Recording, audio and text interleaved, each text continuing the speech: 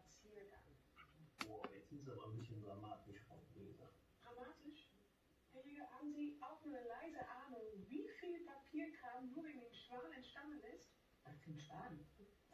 Jäger und Frank haben an einem freien Tag todesmutig einen Schwan gerettet, der sich in irgendeinem Netz am Ufer verirrt hatte. Frau Thur, schade, dass Sie nicht dabei waren. Dieses Abenteuer. Das ist doch bestimmt nicht erlaubt, oder? Und selbst wenn es auch mit Körperverletzung war, dann habe ich eigentlich die Kripo dafür zuständig? Nein und nein, weil da gibt es jetzt neuerdings ein Start-up, die nennen sich Clean Sleeper und die vermieten Outdoor-Himmelbetten. Okay. Und die Kripo ist raus, weil es ist ja nichts gestohlen worden. Und er hätte ja nicht hinterherrennen und sich verletzen muss. Definiere toxische Männlichkeit. Toxische Männlichkeit? Ja, also im Prinzip geht es darum, dass Männern von Anfang an von der Gesellschaft eingeimpft wird, wie sie zu sein haben. Er muss groß und stark sein, dominant, keine Schwäche zeigen. Und das ist insofern toxisch, als dass es halt einfach gesundheitsgefährdend ist. Männer gehen seltener zum Arzt, haben mehr Unfälle. Okay, wo genau kommen Sie da jetzt hin?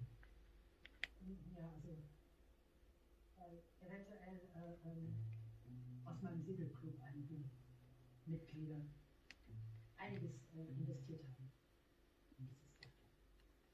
Ja, aber da sind wir ja auch nicht zuständig. Ein Schläger. Frau Kupka, ich verstehe. Sie sind unter Druck durch den Segelclub. Weil er wie gefasst werden muss, damit die Eröffnung nicht platzt und die Leute ihr Investiertes verlieren.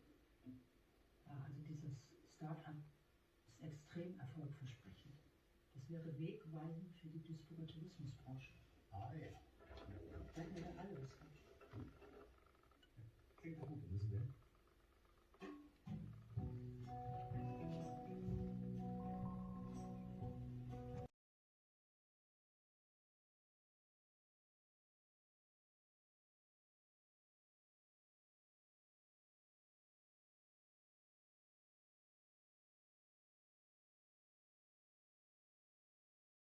This is the ANDYCINE A6 Max monitor.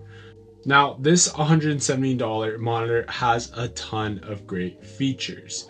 One of the main things that I love using this monitor specifically for is the fact that I can use this as a wireless polling or director's monitor. On top of the monitor, it has a ton of different function buttons for a bunch of different purposes and uses, but it's also a touchscreen monitor as well.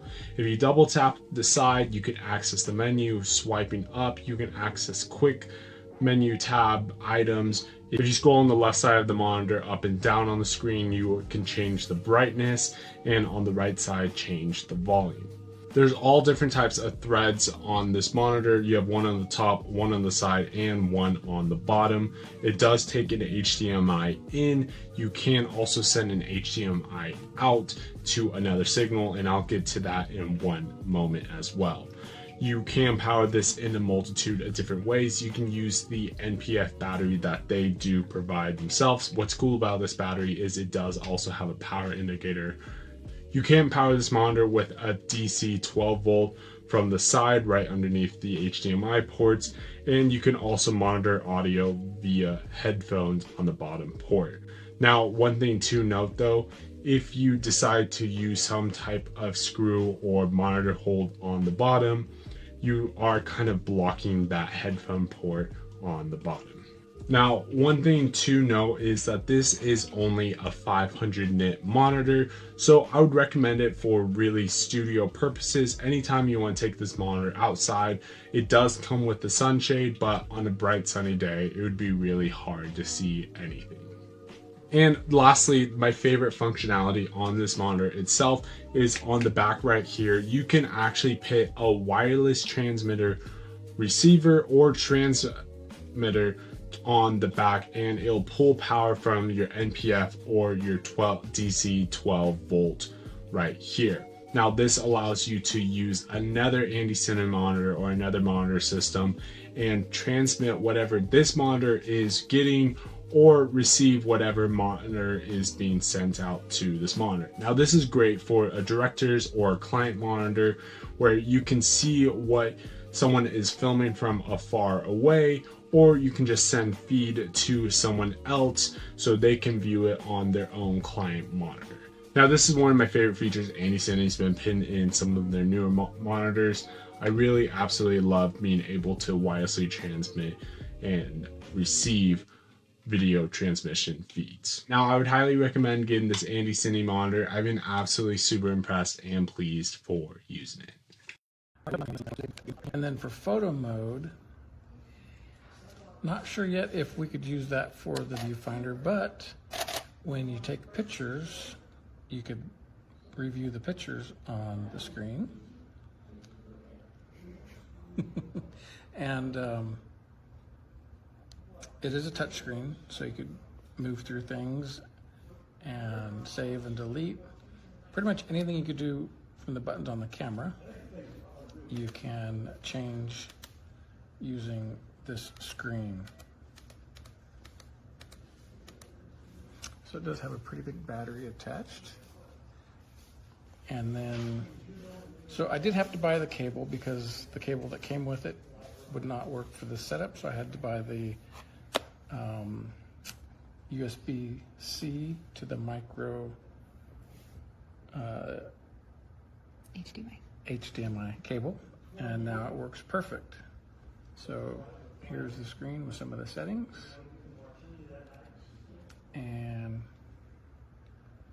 for the photographer who is a journalist, it's working out great.